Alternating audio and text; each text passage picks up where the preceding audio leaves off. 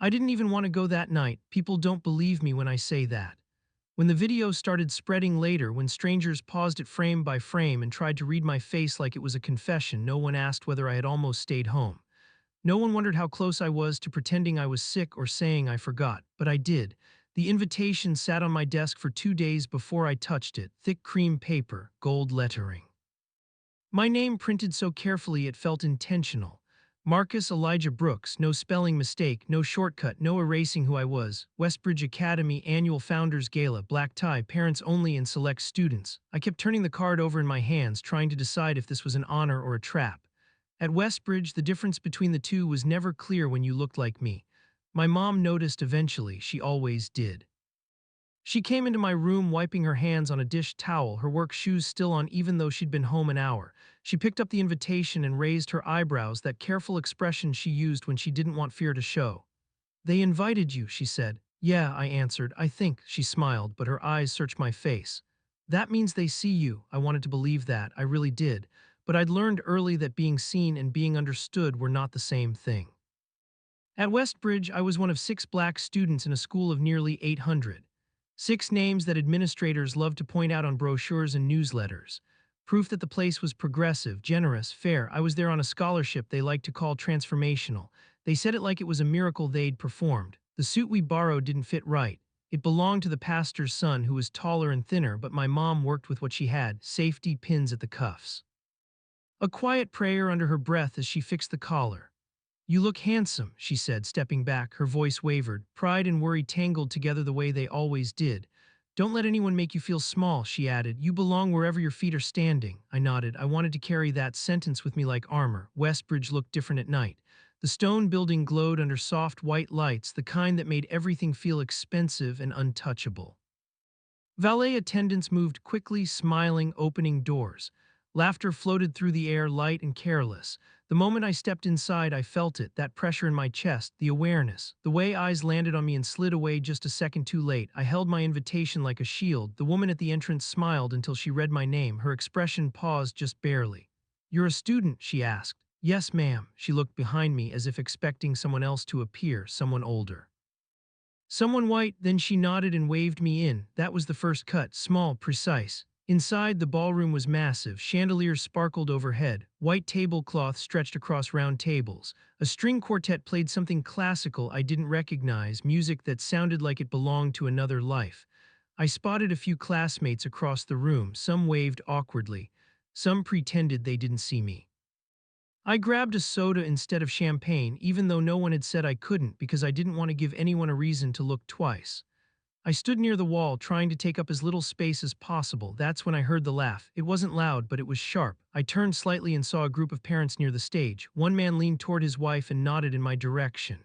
"Is that one of the diversity kids?" he said, not quietly. His wife laughed. "Must be. They always parade them out at these things." My face burned. I stared at the floor, telling myself not to react, not to confirm whatever story they'd already written about me. Another woman chimed in, pearls catching the light as she shook her head. "I just hope he doesn't embarrass the school. These scholarships are such a gamble." Something cracked inside me then, not loudly, just enough to hurt. I was still standing there when a hand closed around my arm, hard. "Excuse me," a man said, his voice sharp and impatient. "You need to come with us." I looked up and saw 2 security guards, big, broad, their expressions already decided. "Is something wrong?" I asked. "You're not authorized to be in this area," one of them said, tightening his grip. I raised my invitation. "I was invited." He barely glanced at it. "Let's go." People were staring now. Conversations faded. The music softened like the room itself was holding its breath. I could feel eyes pressing into my back as they pulled me toward the exit. "I didn't do anything," I said, my voice shaking despite my effort to control it. "Stop resisting," one of them muttered. "I'm not resisting," I said, louder this time. Someone gasped. My shoe slipped against the polished floor. I heard a voice from somewhere behind us say, "Just remove him." And suddenly they weren't guiding me anymore. They were dragging me. My heart pounded so hard I thought it might break through my chest. Humiliation flooded every inch of my body, hot and heavy. I tried to look up, tried to find something familiar, someone who would say this was wrong. That's when I saw him. Dr. Harold Whitman, my principal. He stood near the stage, hands folded in front of him, watching. The same man who shook my hand at assemblies, the same man who praised inclusion in school emails, the same man who promised my mother I'd be safe at Westbridge. Our eyes met. For half a second, I thought he might step forward, say my name, stop it. Instead, he looked away. And in that moment, as I was pulled toward the doors with everyone watching, I understood something that changed me forever. This wasn't a mistake. This was a choice. The doors closed behind me with a sound that felt final. The music disappeared. The laughter vanished. And suddenly I was standing in a narrow hallway that smelled like cleaning solution and old stone, my arm still aching where the guard's fingers had dug into my skin. "Wait here," one of them said. I didn't answer. I was afraid if I opened my mouth, something ugly would come out, something that would prove every quiet fear they'd ever had about me. They left me alone against the wall, my suit wrinkled now, my heart still racing. I tried to slow my breathing, but my chest wouldn't listen. My ears rang like I'd just been hit. Through the closed doors, I could still hear faint sounds of the gala continuing. Glasses clinking, music resuming, life moving on as if I hadn't just been pulled out like trash. That hurt more than the hands on my arm. A few minutes later, Dr. Whitman appeared. He didn't rush. He didn't look concerned. He walked toward me the way a man walks toward a problem he believes is already solved. "Marcus," he said calmly, as if we were meeting in the hallway between classes, "come with me." He led me into a small office near the ballroom. No windows, just a desk, two chairs, and a framed photo of Westbridge's founding board, all white men, all staring forward like they'd never imagined a future that included someone like me. "Sit," he said. I did. He closed the door behind us and sighed, the way adults do when they want you to feel like you've disappointed them. "Do you know why this happened?" he asked. My hands were shaking. I pressed them together. "No, sir." He studied me for a moment, not unkindly, not kindly either, like I was a report he'd skimmed but not fully read. "There was a concern raised," he said slowly, choosing his words, "that you didn't belong at the event." I swallowed. "I was invited." "Yes," he said, "but invitations are extended under certain expectations." I looked up. "What expectations?" He leaned back in his chair. "Appropriate behavior. Appropriate presentation, comfort of our guests." That word again, comfort. "So someone complained?" I asked. He didn't answer directly. "Several parents expressed confusion." "About what?" "About your presence." The room felt smaller. "I didn't do anything," I said. "I was just standing there." Dr. Whitman folded his hands. "Perception matters, Marcus, especially at events like this. We have donors, board members, families who support the school." My chest tightened. "So you dragged me out?" "We removed you," he corrected. "For the sake of de-escalation." I laughed then, a short, broken sound that surprised even me. "De-escalation from what?" His eyes hardened slightly. "Watch your tone." I felt heat rise up my neck. "I'm sorry," I said quickly. I don't understand what I did wrong." He stood. "Sometimes understanding comes later." A knock interrupted us. A woman poked her head inside, one of the administrators. Her smile was tight. "Marcus's mother is here," she said. My heart dropped. I hadn't called her. I hadn't had time, which meant someone else had. Dr. Whitman nodded. "Send her in."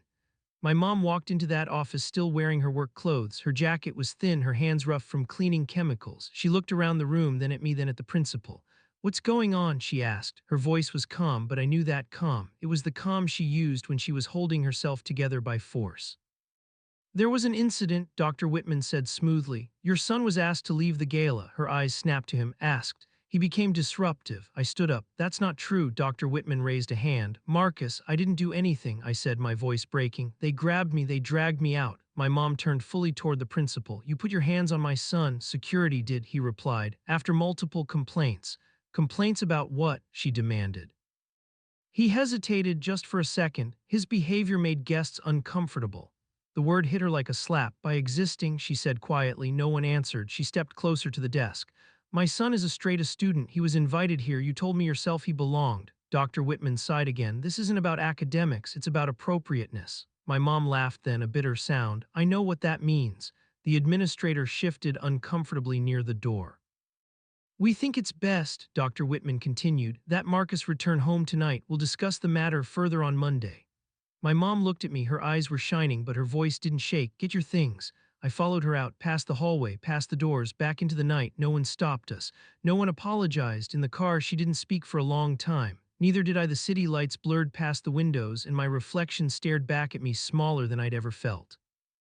When we got home, she hugged me tight, like she was afraid I'd disappear. "They were wrong," she whispered. "Hear me, they were wrong." I nodded against her shoulder, but somewhere deep inside, another feeling was growing, not just sadness, not just shame, something heavier, because I knew what they'd done didn't end tonight. And I had no idea yet how loud the truth was about to become. I didn't go to school the next day. My mom said it was my choice, but we both knew it wasn't really a choice at all.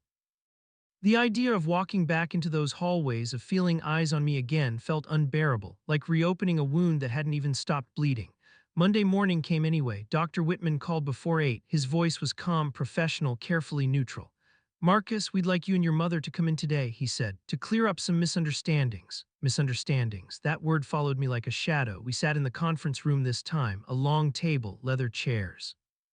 The school seal mounted proudly on the wall behind Dr. Whitman's head. Two board members joined us, both smiling politely, both strangers. Dr. Whitman folded his hands. We want to address what occurred at the Founders Gala. My mom leaned forward. Then start with the truth, he nodded. There were reports that Marcus was loitering in restricted areas and behaving in a way that concerned several guests. My stomach dropped. That's a lie, I said quietly. One of the board members cleared his throat. Language, please. My mom turned toward him. He can speak. Dr. Whitman raised his hand again. Marcus, did you move beyond the student-approved areas of the event? No, sir. Did you approach guests you didn't know? No. Did you refuse to comply when security addressed you? I felt heat rush to my face. They grabbed me. I didn't even know why they were there. The room went silent. Dr. Whitman nodded slowly, like he was humoring me. Our understanding differs. That's when my mom reached into her bag. She placed her phone on the table and slid it forward. Then explain this, she said. Dr. Whitman frowned. Explain what? She tapped the screen. Video. Someone at the gala had recorded it. The moment security grabbed me, my voice shaking, my invitation visible in my hand, a clear shot of Dr. Whitman standing nearby, watching, not intervening, not speaking. The board members leaned forward. Dr. Whitman's jaw tightened. This video doesn't show what led up to the situation, he said. My mom didn't raise her voice. It shows enough. One of the board members turned to him. Were you aware Marcus was invited? Yes, he said quickly. Then why was he removed? He hesitated. Perception, he said again. Concerns about escalation. The other board member frowned. Escalation of what? No answer came. Later that afternoon, a teacher emailed me, then another, then another. One said she'd seen me standing quietly by the wall before I was taken. Another said a parent near her table had complained that I didn't look like I belonged there. One staff member admitted she was uncomfortable with how quickly security acted. By evening, the video was everywhere. Someone had posted it online. By morning, it had a caption. Black student dragged out of elite school event while principal watches. The comments flooded in faster than I could read them. Anger, shock, support. People demanding answers, former students sharing their own stories. News vans appeared outside Westbridge by noon. Dr. Whitman sent out an email calling the situation unfortunate and promising a review. A review. Students started whispering in the hallways. Teachers looked at me differently, some with sympathy, some with guilt. A girl from my history class stopped me after school. I'm sorry, she said. I didn't know. Neither did I thought. The truth kept growing. Teachers spoke up. Parents spoke up. Even one of the security guards resigned, releasing a statement saying he'd been instructed to remove me without explanation. The school's silence grew louder, and for the first time since that night I felt something shift. The humiliation hadn't disappeared, but it wasn't mine alone anymore. The silence didn't last. Westbridge tried to control the story at first, a carefully worded statement, a promise to listen, another promise to learn. Words arranged so neatly they almost sounded sincere. Almost, but the truth doesn't stay quiet when too many people have already heard it breathe. By the end of the week, the board announced an emergency meeting. Parents crowded the auditorium, cameras lined the walls, teachers sat stiff in their seats, hands folded like they were waiting for a verdict. I stood on the stage beside my mother. That alone felt impossible. Dr. Whitman sat in the front row. For the first time since that night, he didn't look confident. He looked tired, smaller, like a man realizing the story he told himself no longer worked. The board chair spoke first. She outlined the findings, the video, the witness statements, the internal emails that came to light after staff demanded transparency. Security had been instructed to remove me preemptively, not because I'd done anything wrong, but because a donor had complained that my presence made guests uncomfortable. The word echoed through the room like a curse. My mom squeezed my hand. The chair turned toward Dr. Whitman. You failed to intervene. You failed to protect a student who was invited and compliant. Dr. Whitman stood slowly. His voice shook when he spoke.